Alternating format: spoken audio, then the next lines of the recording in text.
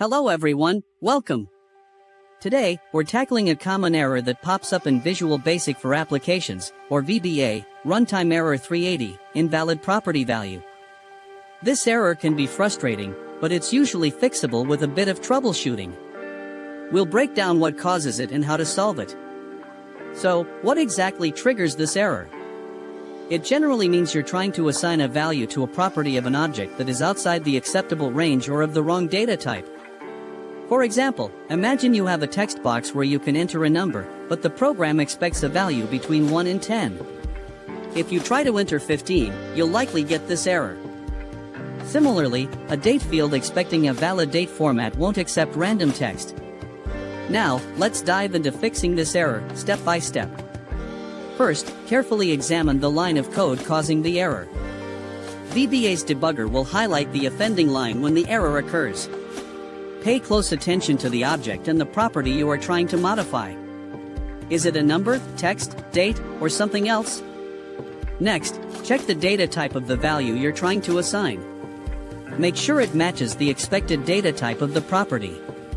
If the property expects an integer, avoid assigning a string or a decimal number.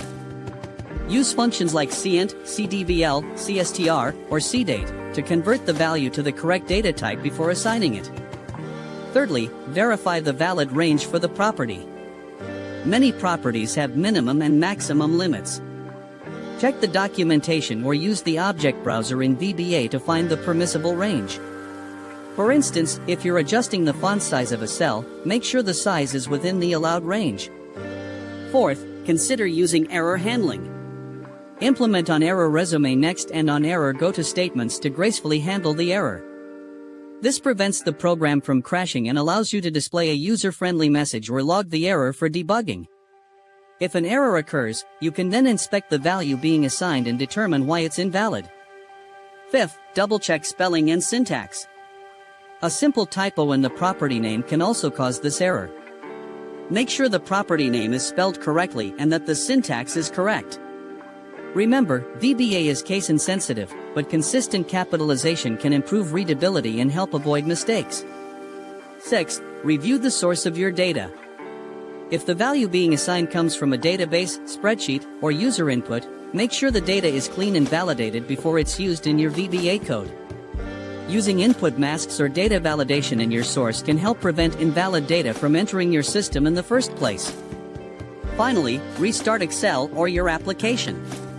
Sometimes, resources can get locked or corrupted, leading to seemingly inexplicable errors.